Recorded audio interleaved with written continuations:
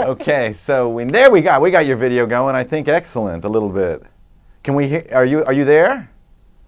Yes, I'm here. Okay, ladies and gentlemen. So this is our Venezuela guest. We're going to have a little update on Venezuela. So first of all, let's ask you a question. Are you Venezuelan? Yes. Okay, and are you in Venezuela now?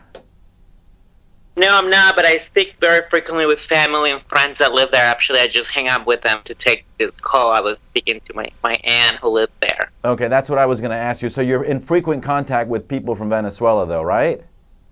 Correct. So can you give us an update on Venezuela? Because it's been in the topic, it was on the front page of the New York Times this week, just so everyone can get a first-hand view of what's going on there. I heard they devalued the currency today. Just sort of what's going on from your point of view, from what you hear day to day on the street there?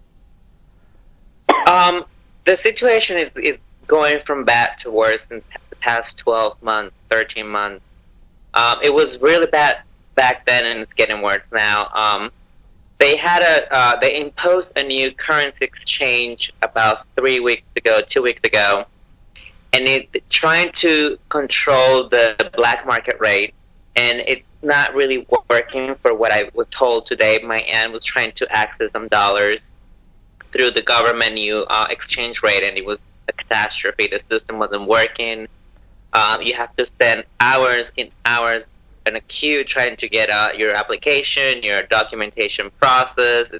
They have a lot of checkpoints, check list that they have to go through to be able to give you $300. Can you believe it?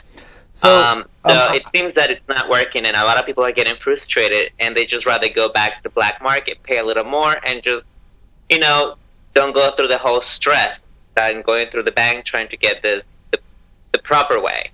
So I heard there was some violence, though, this week, a couple days ago. A student was killed in Táchira, which is a state near Colombia. You can talk a little bit about that for us?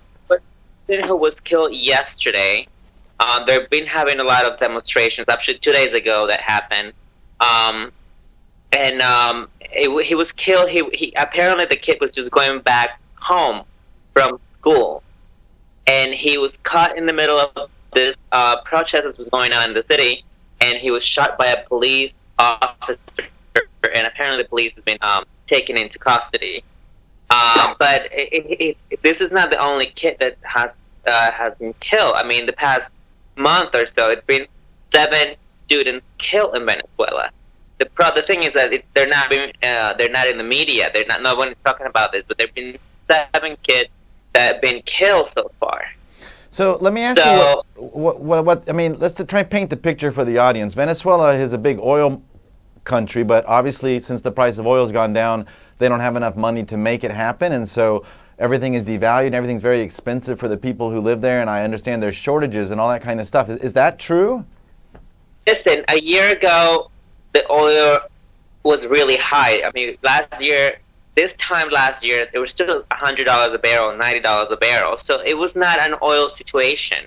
And last year, they had a lot of protesters. 40 people were killed. The issue here is that the government had imposed all this currency exchange, and companies are not able to import raw materials to produce anything. So there are shortages of milk, diapers, toilet paper, toothpaste, deodorants, all these things that need to be imported because Venezuela does not produce anything. Companies don't have the resources to bring them because of the currency control problem. So it had really nothing to do with oil. I mean, it got worse now because the government has less money that earns from each barrel of oil that export.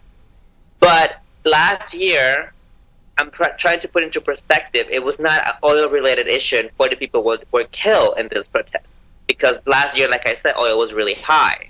Okay, so let me ask you a question then. What's going to happen? Because it seems like it's spiraling. They devalued today. You know, they were in the New York Times for the last couple days. You know, there's more political pressure. The president, his name is Maduro, is, you know, cracking down more. I think he arrested the mayor of Caracas, which is the capital city. Yes, that would be like arresting, you know, Mayor de Blasio, which I'm sure a lot of people would like. But, you know, it's a serious thing that happened. What's happening next? Well, you see, the regime is trying to oppress every kind of opposition that there is. And that's what regimes do when they don't want to lose the grip of their country. So, from their point of view, yes, I mean, I understand that they have to oppress and keep people in jail to be able to control total control of it.